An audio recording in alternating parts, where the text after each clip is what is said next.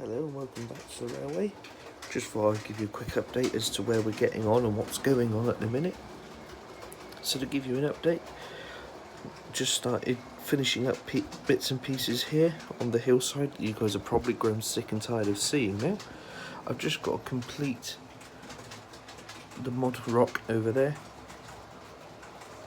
But now finally this little strip of ballast has been glued down. I've just got to run a little seam down here in the middle now and through the middle of tracks to make sure what's in between tracks is done. That's pretty much done. Then it's just signalling and line side fencing to go in. Heading down now towards the goods yard. As you can see here, all these engines out and about. The goods yard's being planned, but these engines are being prepped ready for an outing of the Model Railway Group. So I'm part of the layout Bath Green Park. These are getting prepared and ready, so they'll be in spares if they're needed. My stuff tends not really to be needed. They sort of make out that it's okay that I know it's not needed. I've also prepared a little local train there. That's also being made ready and the wheels being cleaned on it and bits and pieces. As you can see, my station's coming together quite well at the minute. I've got a few more braces and bits and pieces to put in, but I've then got to glue down the ballast inside.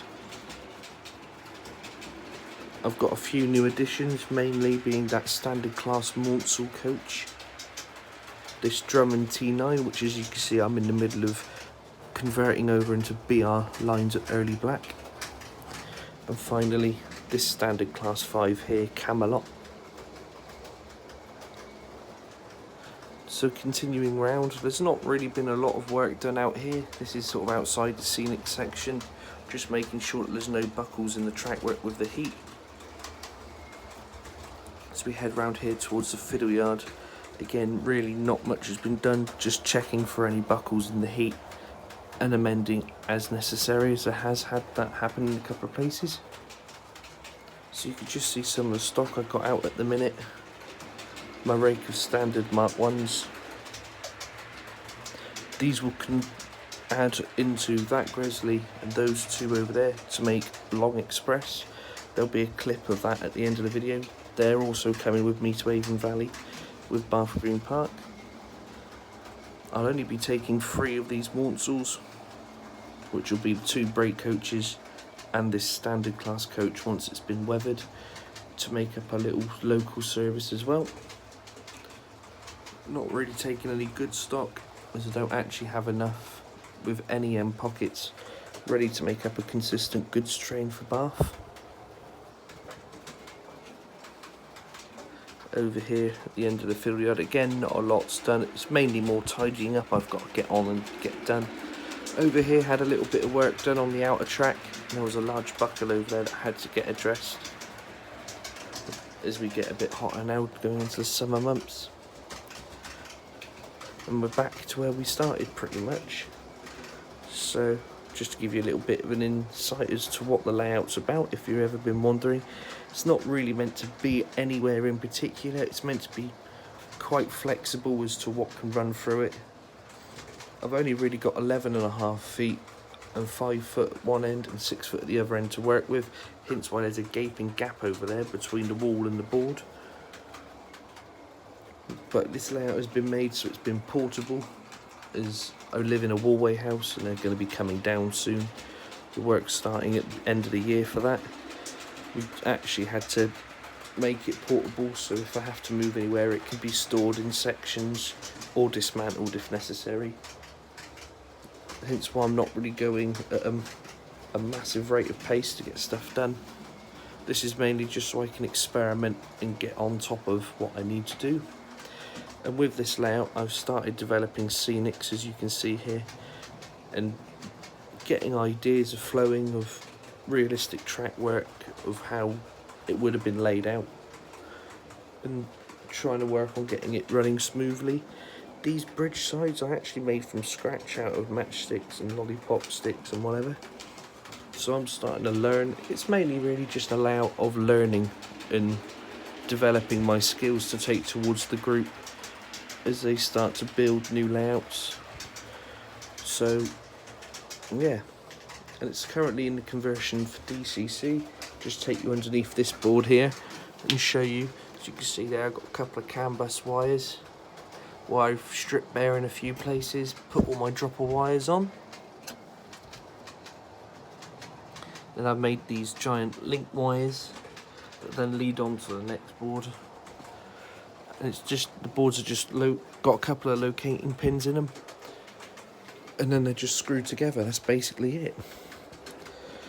To get the point motors and everything sorted, I'm going to be using these solder tag strips. As you can see, they were in use, but I need to clean them up.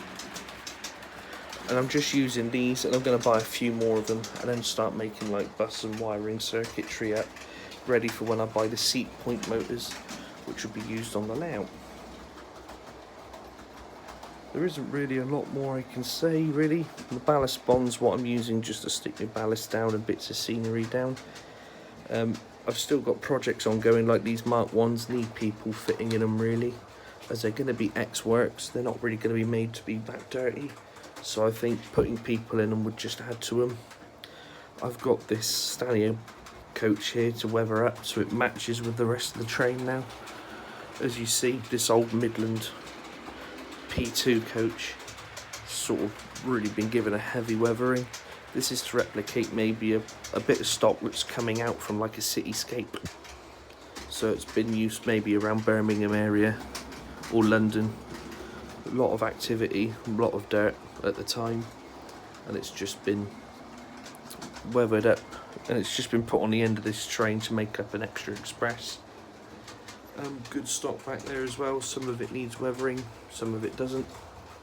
It's mainly just weathering projects, tidying up and completing areas of the layout, really, then getting started work on weathering it. There are 4 cars on the layout, or 4 vehicles, sorry. Scammell RAF lorry back there, Mr Bean's Mini, an MGB and an E-Type Jag, Austin Powers E-Type Jag most notably. And yeah, so the reason why I got them cars, I think the Austin Powers films are hilarious. They're something that tickle my funny bone, so I had to get his E-Type Jag. You've got to have Mr Bean's Mini somewhere, or a Mini somewhere, and an MGB, because I've got an MGB GT in the flesh, a real one that's currently being restored by me and my granddad, and then the RAF Sentinel lorry, mainly because I'm also quite into my vintage aircraft. I've got a remote control Lancaster bomber, and I'm quite a particular fan of the British Air Force, which is the Royal Air Force. We support them and any of our armed forces in what they do. So just to give you an update of where we're at. Hope you've enjoyed today's video. There isn't really a lot more I can really show you, so there probably won't be a video for a little bit of time whilst I make some progress and get on with it. But anyway, I hope you've enjoyed. Thank you very much for watching. See you in the next one. Goodbye.